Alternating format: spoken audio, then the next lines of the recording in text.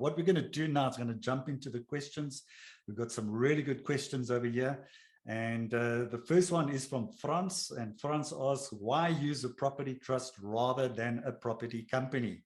Trusts have a higher tax liability than a company. Who would like to have a go? Coert or... I will go. Let me give that go.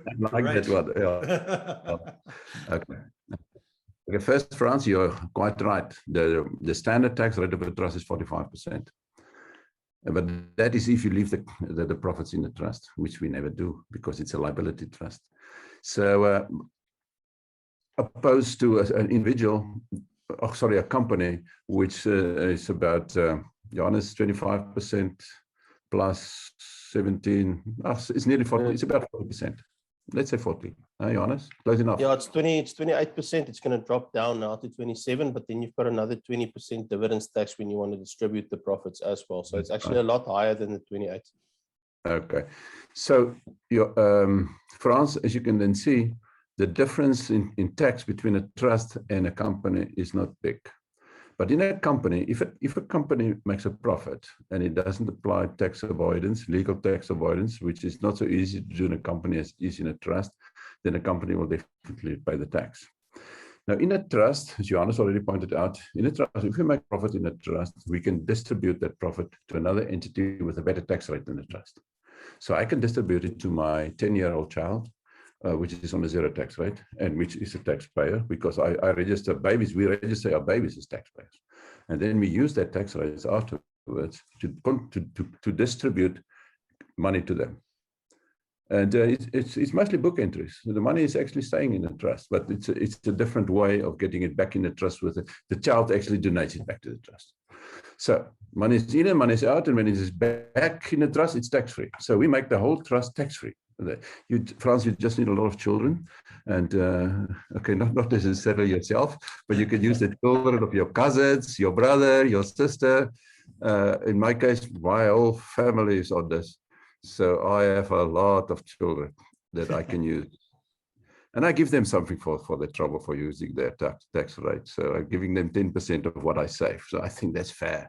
So guys, really, with the trust, there are so many possibilities. So point is, France, to make a long story short, is don't just look at the official tax rates. That is not what is going to happen in practice. Excellent. Nicely put there. Thanks, Coert. Justin, and I think this one could be for you, Johannes. What is the tax-free allowance for a natural person and a trust to transfer money to a Mauritian trust from South Africa? I don't know whether you got knowledge on that, Johannes.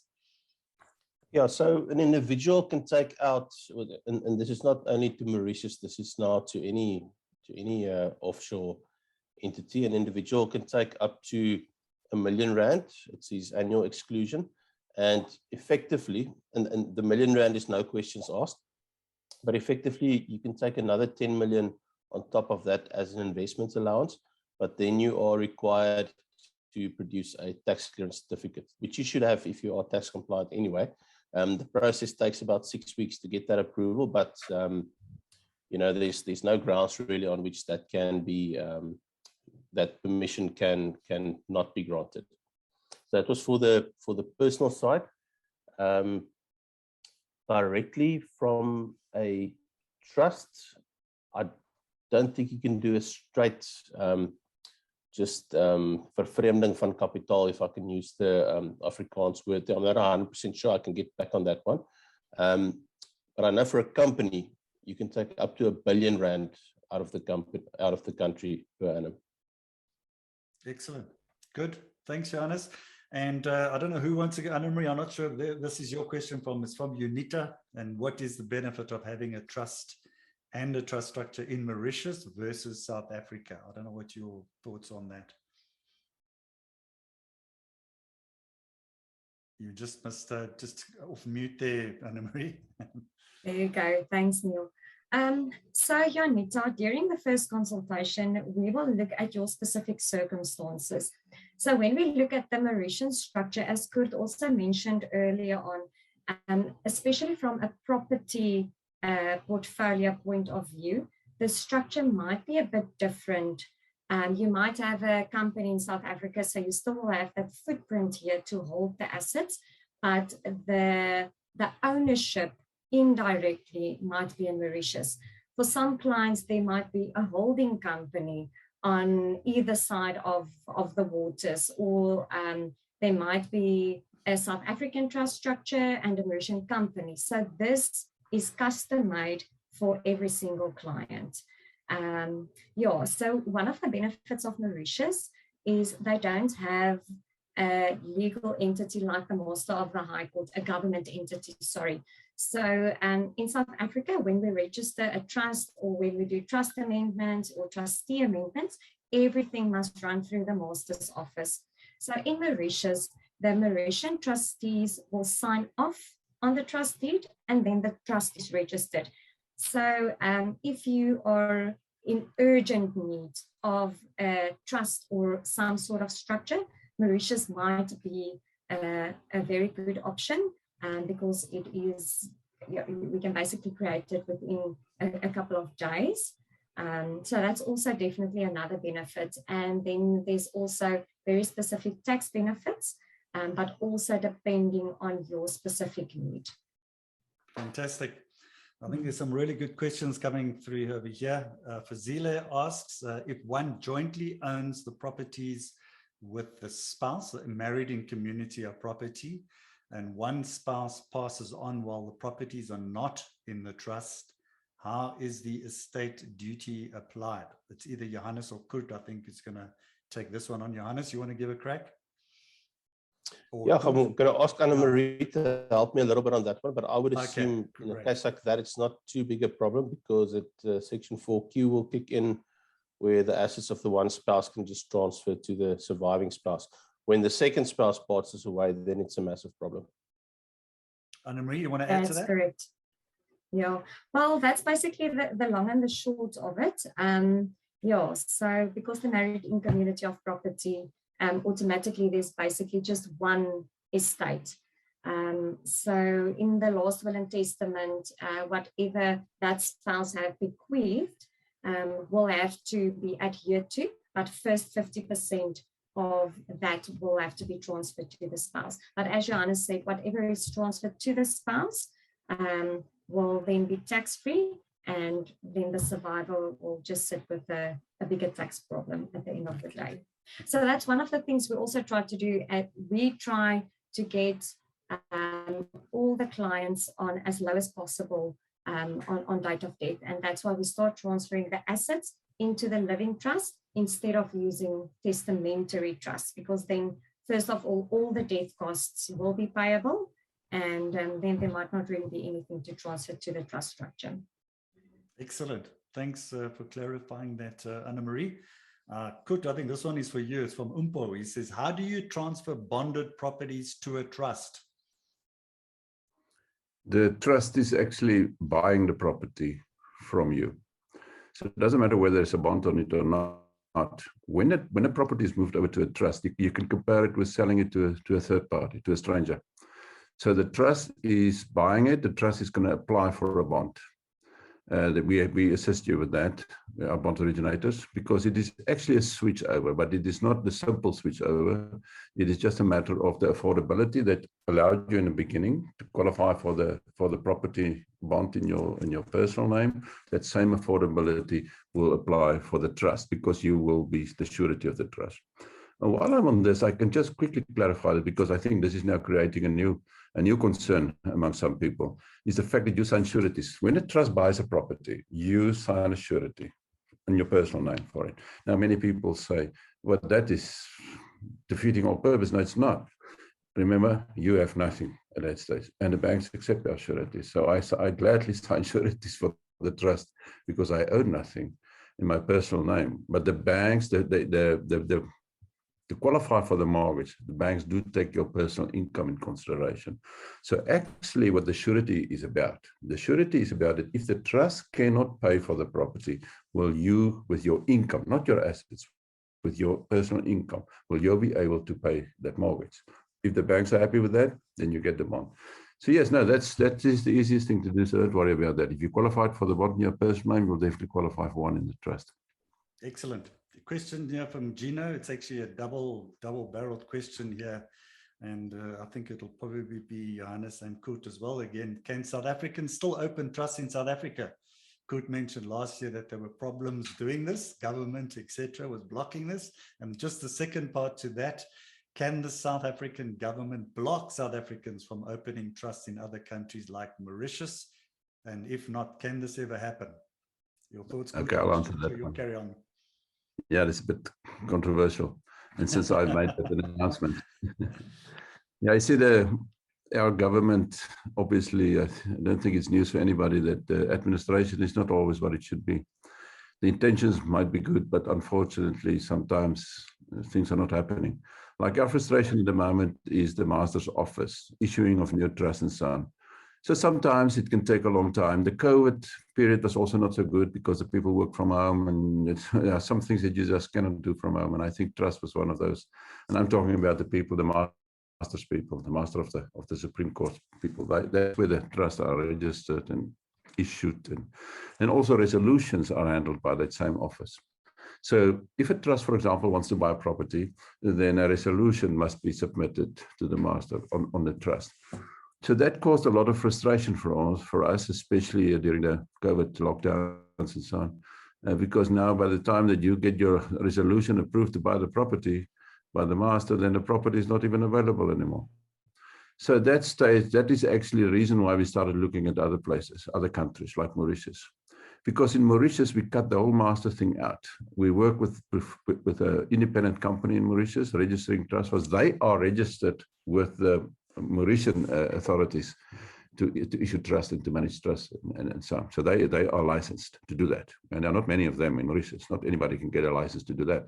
But they replaced actually the master's office in Mauritius. So now it's not a government thing again. Just imagine if you make the master's office a private company. Oh, that will be super in South Africa. No, that already is like that in Mauritius. So if we need a resolution or if we need a new trust to be registered, it can be done within a few days. In South Africa, certain master offices are a bit slow, but some are just much better. Like, for example, it's a lot easier for us to register a trust in the Western Cape. It is like normal. So if you really want to trust in South Africa, we do it in Mauritius. Sorry, in Western Cape. But we can do it anywhere. Annemarie, perhaps you can just quickly add, what is your experience at the moment with the registration of trust in South Africa? So, Coert, it's much better. You are definitely right. Cape Town's master's office is definitely the best. If we only look at this year so far, the trusts have registered anything between 1 to 5 weeks. And Pretoria's master's office, let's look at about 4 to 6 weeks, give or take. So this is generally the only 2 offices we work with.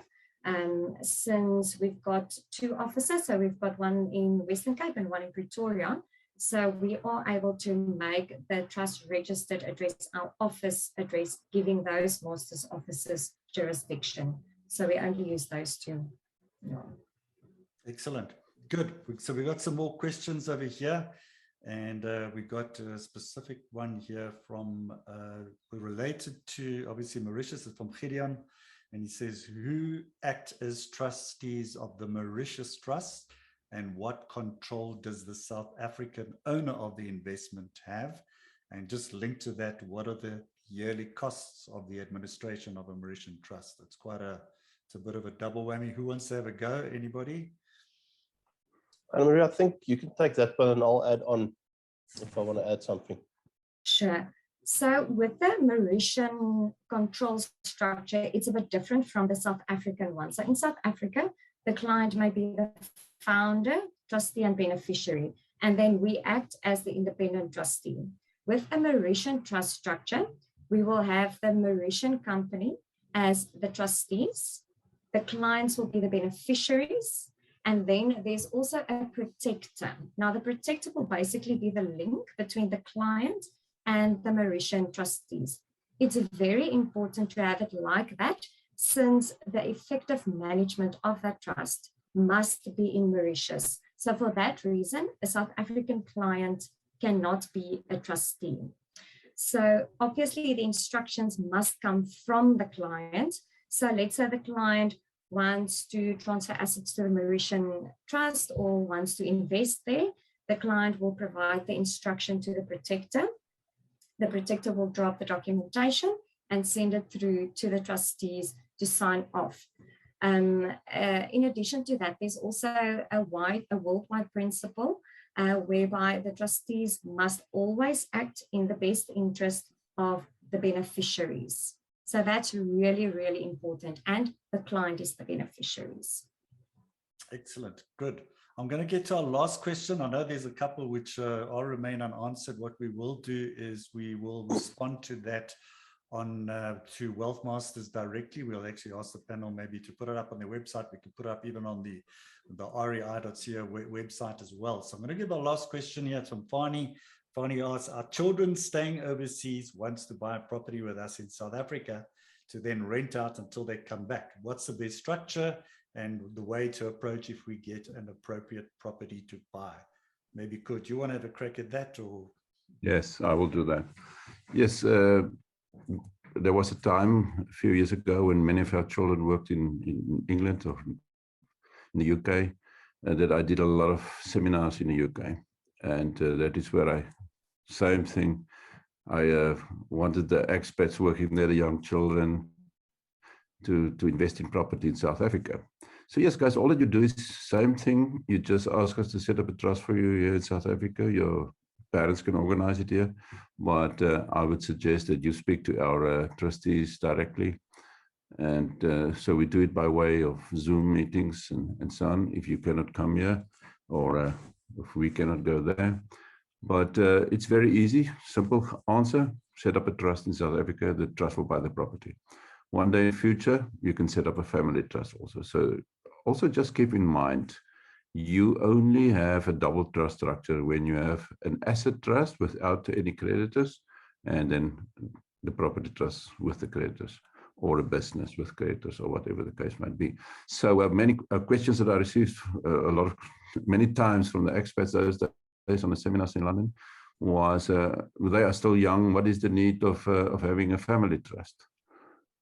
Yeah, that is something that you can decide for yourself when you start a family, or when you have some assets that you would like to safeguard. I always say to them, even if you have a guitar, put it in a family trust. So you can decide when you want to start with that, but the property trust might be the first one in this case. excellent. Okay, nice way to finish. What I'm going to ask now is each of the panelists just to give your final wrap up, leave the audience with your final thoughts, maybe some takeaway that they can take. I think the audience have given some really great questions. There will be recordings available on the REI website and also via Wealth Masters as well, because I know there's a lot of detailed information that people missed out on, and some people would like to see the recording again. So first of all, Annemarie, if you can give us your final minute or so wrap up and your final thoughts, your parting shots, please.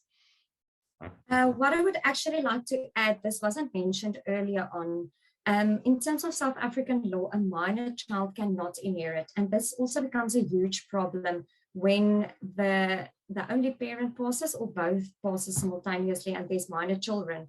Then those funds are going to be ran by government. Once everything is in trust, that's not the case. So that's additional motivation for parents to set up their structures while they are alive, transfer the assets into the trust structure to ensure their minor children will be able to live in the home, have their school fees paid without having to apply to government to release funds just for the day-to-day expenses. So that will basically be in closing from my side. Excellent. Thank you very much, Annemarie, for being on the show. It's been great and sharing your insights. Johannes, if you could give us your final wrap there, please. Okay, thanks, Neil. Yeah, I saw the one question just pop up on the Q&A a little bit earlier, and I don't think we got to that. If structured correctly, it was an Afrikaans lady that asked that, I can't remember the exact name. If your trust structure is set up correctly, and there's certain things that you need to have in place, I'm not going to give away all the intellectual property, obviously, here. You can do it at absolutely 0% tax if it's done the right way, and you can actually get the tax back here to South Africa as well, without it falling inside the tax net. So that's something else to remember. And then in closing, I think what's always important to remember, you know, it's so easy just to follow the trend. There are always other options out there it's important for investors to think outside the box, look at the options that are available, do a bit of research on the options available, but then go speak to experts in those fields, because they know they know the inside outs of whatever option it is that you are interested in, and they can advise you accordingly so that you can implement it properly. Excellent. And Johannes, thank you very much for being on the show. It's been great. No, sure, thank you. Input. Been wonderful. We're going to end off with Coert. And Coert, I know you've got a little offer for everybody at the end. So your final take and your final words. You're the last man on the stand over here. Thank you, Neale. It was great. It was great working with you again, Neale. We also come a long way, and it's always nice to work with all the associates again. Guys, yes, I have something special for you. I think somebody did ask about the cost, but we didn't get to that. The cost of running a trust will differ from person to person. So depending on what you want, what you need, how you want it, and so on. So when you sit in a consultation, then that will be all disclosed to you, how much it will cost you in person. What I can assure you is that it's not expensive. You might be quite surprised. One thing is for sure, it is a lot less expensive than what a company would have cost you, the legal stuff around the company and the management and the accounting and so on. So yes, in our case, there's only one real fixed cost, and that is the setup cost of a trust. It costs around 12,000 rand for a trust. So that is a once-off cost. That's what it costs to set up a trust. But for you listening to us here today, for all the people who registered for this webinar, and we have your email addresses, so we can connect with you afterwards and so on. But you also now know who we are. So for you, I have a special. If you go to our website, and you saw it here on a screen, it is Wealth Masters Club, and don't forget the S. So most important S is the S after Masters. Sometimes people put in wealthmastersclub.com and they leave out the S, and then they cannot get to us. So if you go to our website, you can register as a member of our club. And if you're a member of our club, and you have to do this before close of business tomorrow. Tomorrow is Friday. So if you do it before close of business tomorrow, then you qualify for a 50% discount on the setup cost of a trust. If you do it on Monday, sorry, then you have to pay full price. And we are quite strict with these cutoff dates and so on. So if you do it before tomorrow afternoon, close of business, join our club, and you'll have to pay a small joining fee of 562 Rand, on which you have a 30 days, 100% money back guarantee. 100%. We don't even ask questions. But that entitles you then to go out. And the consultation can be on Zoom or in person, your choice. We have offices in Durban and Cape Town. So you can decide which one is the most convenient to you. And do the consultation there, or ask them to do it on a Zoom meeting with you. So right, guys, there was something else. No, I think that, oh yes, the 100% money back guarantee, don't forget it. So you pay 562 now for the consultation. Otherwise, the consultation would have cost you nearly 2,000 Rand, because you're going to speak with attorneys, with lawyers like Annemarie and so on. We have several of them. Annemarie is the managing director of our trust company, Treasury Trust Services is the name of the company.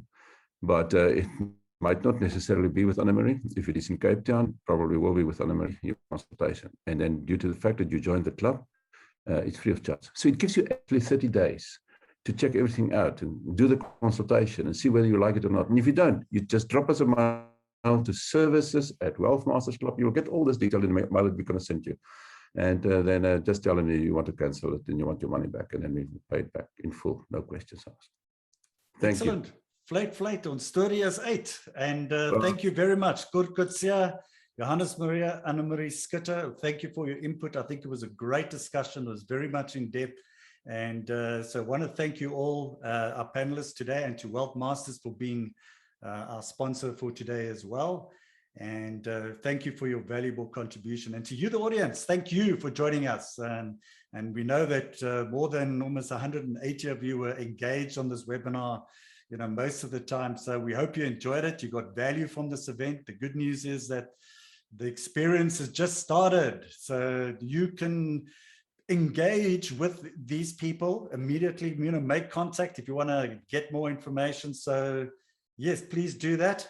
Our future events, we know every Thursday we have a webinar. Our next one is going to be on the 7th of April, where we discuss how your company can get into the metaverse.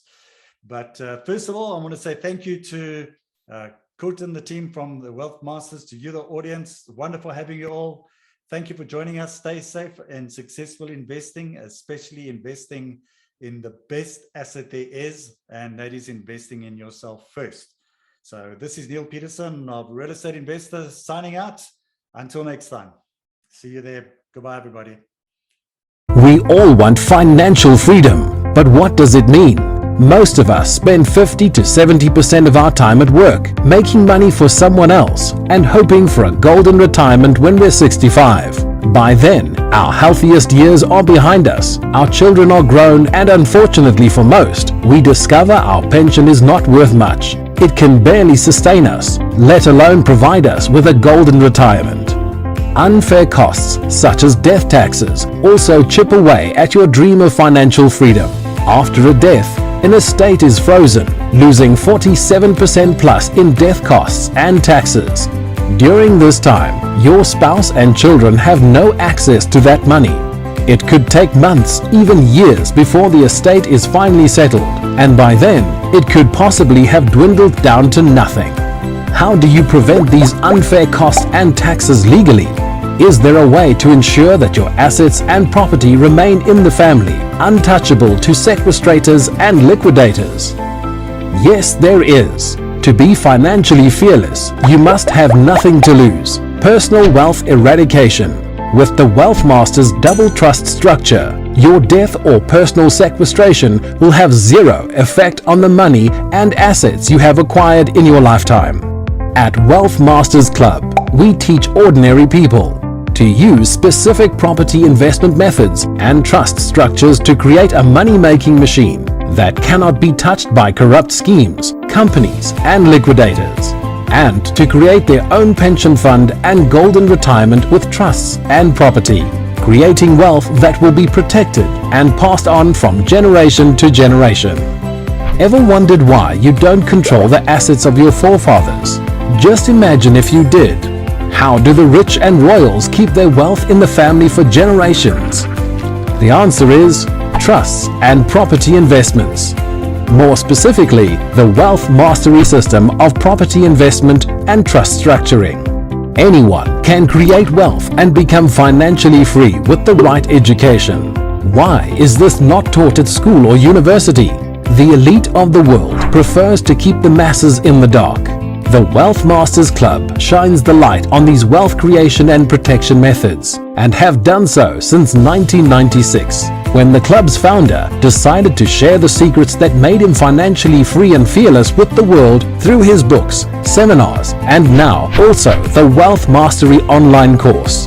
Through these educational tools, the Wealth Masters Club has helped thousands of members achieve financial independence. At the Wealth Masters Club, we've been developing and perfecting wealth creation and protection methods through property investment and trust structures since 1996. It is our business to make these formulas available to you and to provide support every step of the way, from cash flow generation to trust setup and administration, major legal tax saving methods, and property investment and management. You don't have to be rich to get started, but you do need a good team and educational tools behind you. That's why being part of the club is so important. Not only do we give you access to the entire team, but we empower you by teaching you. Your wealth is in your hands. We help you grow and protect it so you too can become financially fearless. Through our Wealth Mastery online course and Wealth Masters seminars, we put the power and knowledge in your hands. Let us introduce you to the Wealth Mastery System, a system that works. You can start right now by doing the Wealth Mastery online course or booking your seat to our next seminar.